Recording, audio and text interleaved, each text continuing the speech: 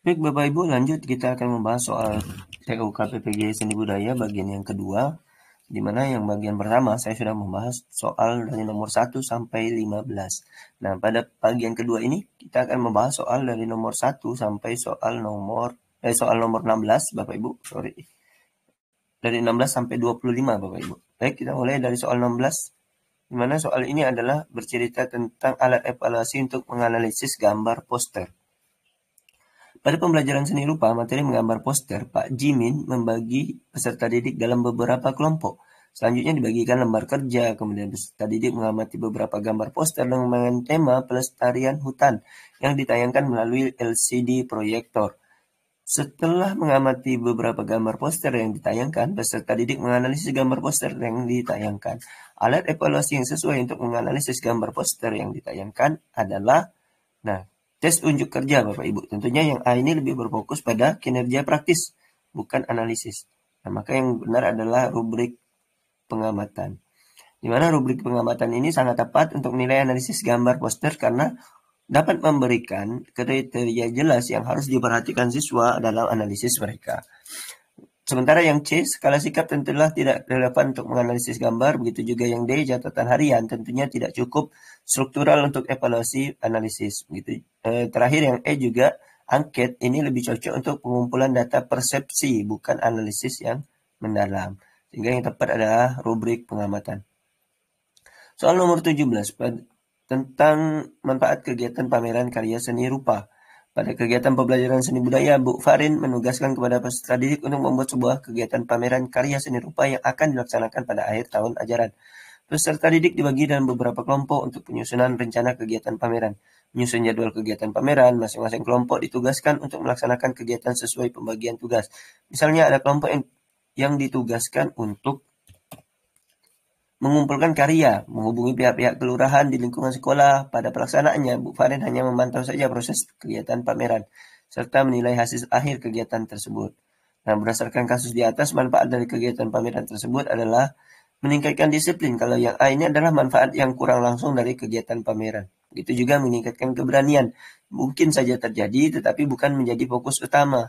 Yang tepat adalah menjadi membangun jejaring dan komunikasi, di mana kegiatan pameran ini akan memungkinkan siswa untuk berinteraksi dengan pihak luar.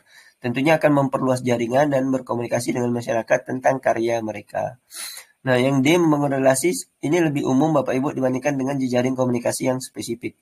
Begitu juga menghasilkan karya seni rupa. Ini adalah hasil dari pembelajaran, bukan manfaat dari kegiatan pameran itu sendiri. Jadi jawaban yang tepat itu adalah yang C.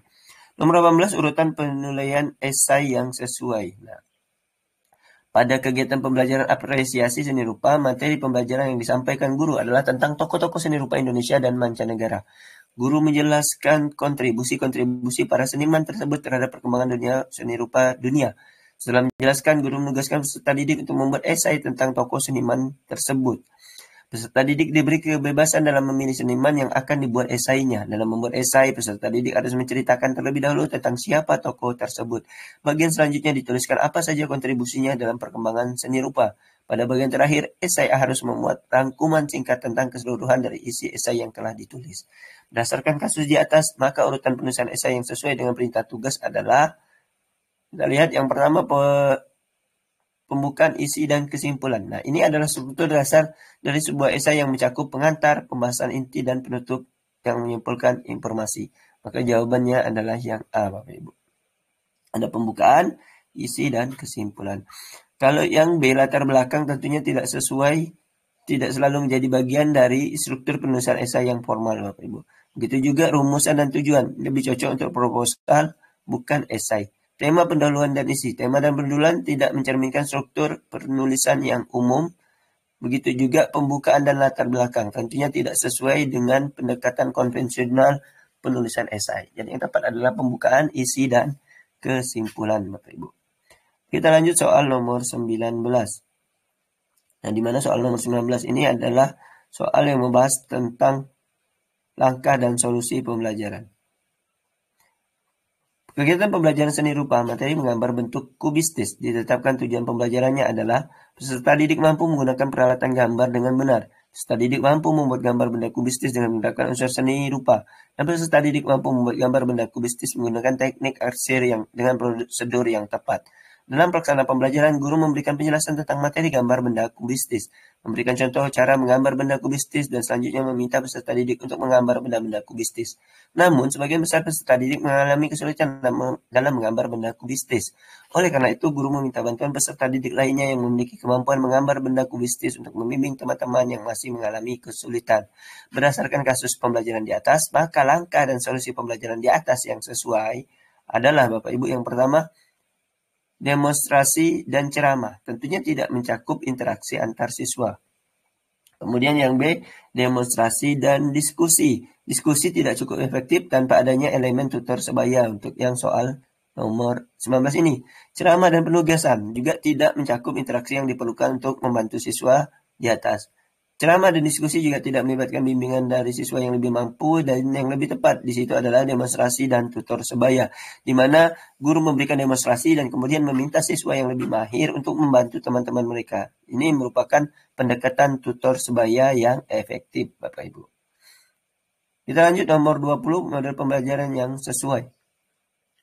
Pada kegiatan pembelajaran seni rupa 3 dimensi, ditetapkan tujuan pembelajarannya adalah peserta didik mampu membuat karya seni rupa 3 dimensi dari bahan-bahan bekas.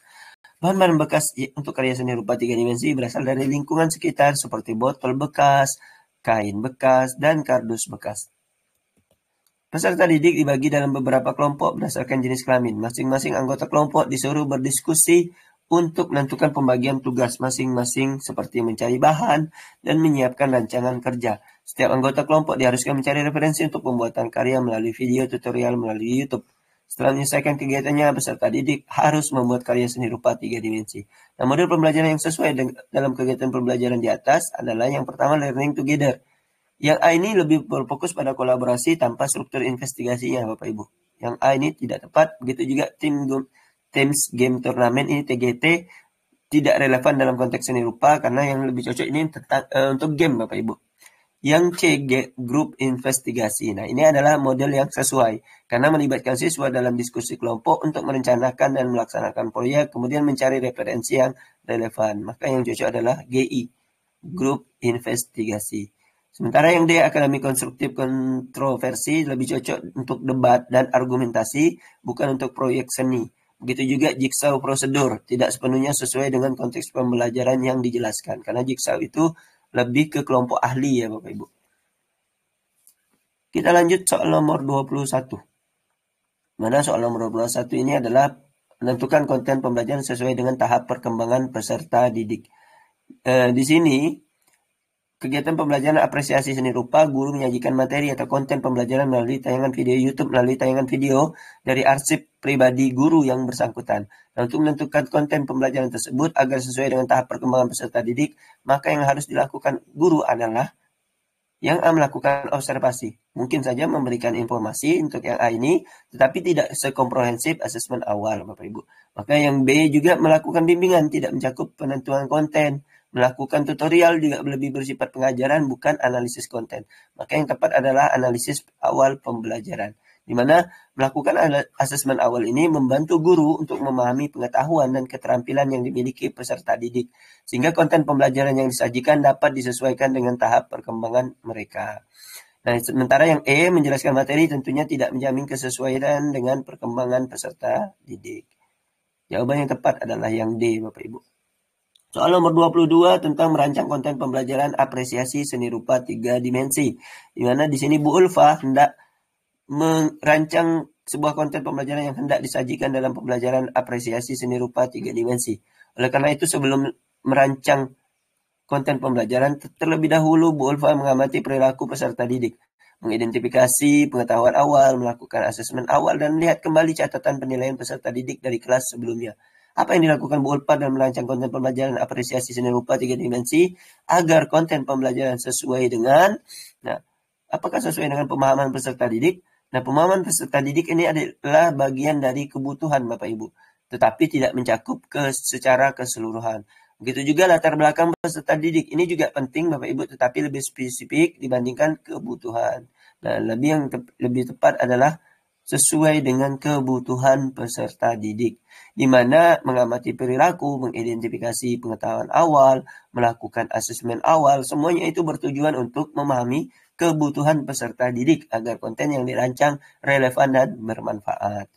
Nah, bukan berdasarkan yang D, pengetahuan peserta didik. Ini adalah salah satu aspek saja dari kebutuhan, tetapi tidak secara keseluruhan, Bapak Ibu. Baik itu pemahaman, pengetahuan, atau kemampuan peserta didik ini, kalau yang E ini kemampuan peserta didik itu lebih fokus pada keterampilan daripada kebutuhan secara keseluruhan. Jadi semuanya ini disebut dengan kebutuhan peserta didik, Bapak Ibu. Lanjut yang nomor 23, yaitu konten pembelajaran yang sesuai dengan latar belakang peserta didik.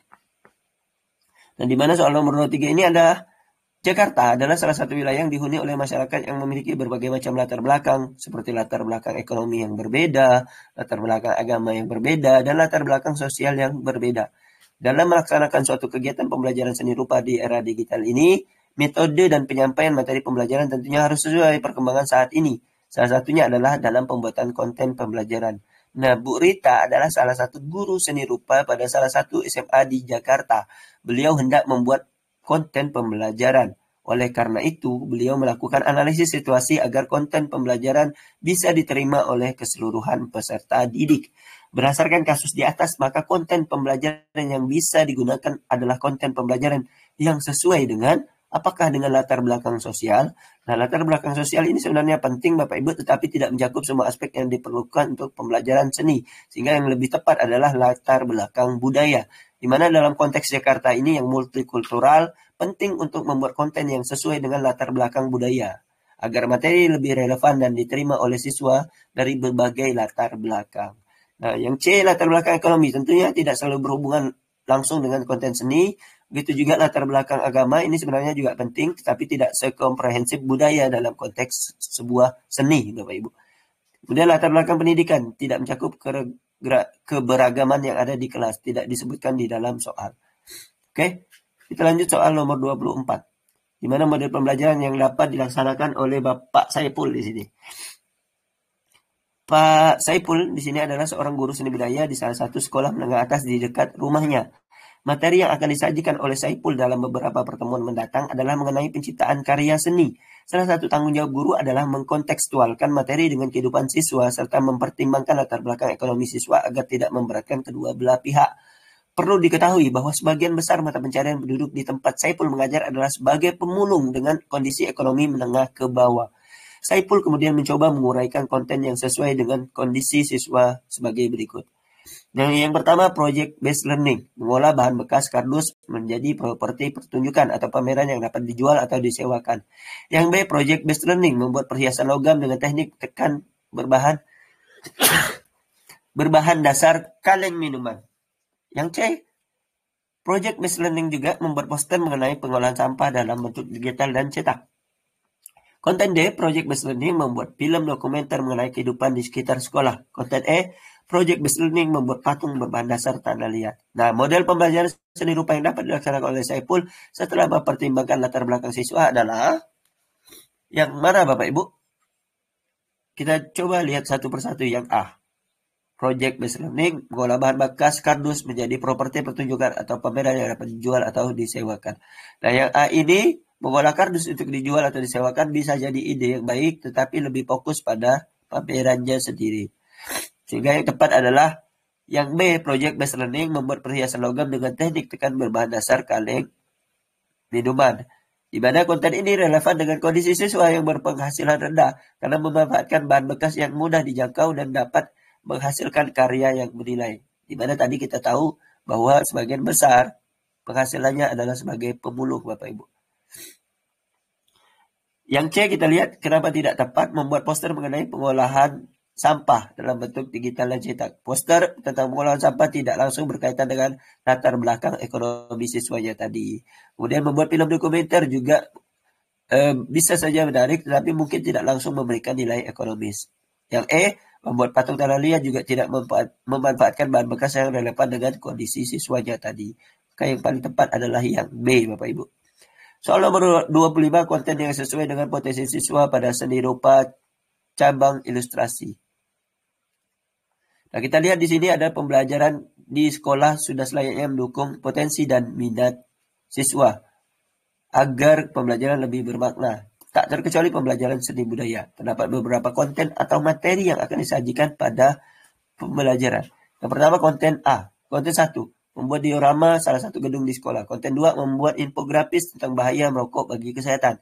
Konten 3. Membuat pameran seni rupa dengan karya homogen di halaman sekolah. Konten 4. Menggambar anatomi dengan model teman sekelas. Dan yang 5. Membuat karikatur tokoh-tokoh pahlawan untuk memperingati Hari Pahlawan. Apabila siswa di kelas memiliki potensi yang tinggi dan berminat pada seni rupa cabang ilustrasi, maka konten yang diajarkan pada siswa adalah konten ilustrasi. Bapak Ibu bisa kita lihat adalah menggambar anatomi teman sekelas dan membuat karikatur tokoh-tokoh pahlawan dan untuk memperingati Hari Pahlawan. Jadi yang paling tepat ini adalah yang D, Bapak Ibu, di mana konten 4 dan konten 5. Jadi yang paling tepat di sini adalah konten 4 dan konten 5, di mana di sini berkaitan dengan ilustrasi, Bapak Ibu. Kemampuan seni rupa berupa ilustrasi. Sementara nomor 1, 2,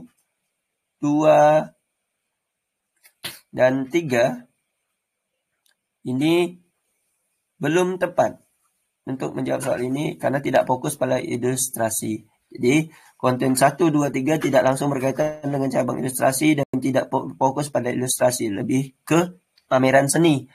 Nah, yang lebih tepat adalah menggambar anatomi dengan model teman sekelas, membuat karikatur tokoh pahlawan, tentunya sangat sesuai dengan minat pada seni rupa cabang ilustrasi, sehingga memungkinkan siswa untuk mengekspresikan kreativitas mereka. Nah, baik, begitu Bapak Ibu pembahasan TUK PBG yang kedua dari seni budaya. Sampai ketemu di yang ketiga, dan Bapak Ibu bisa menyaksikan video pertama pada deskripsi video ini. Terima kasih Bapak Ibu. Wassalamualaikum warahmatullahi wabarakatuh.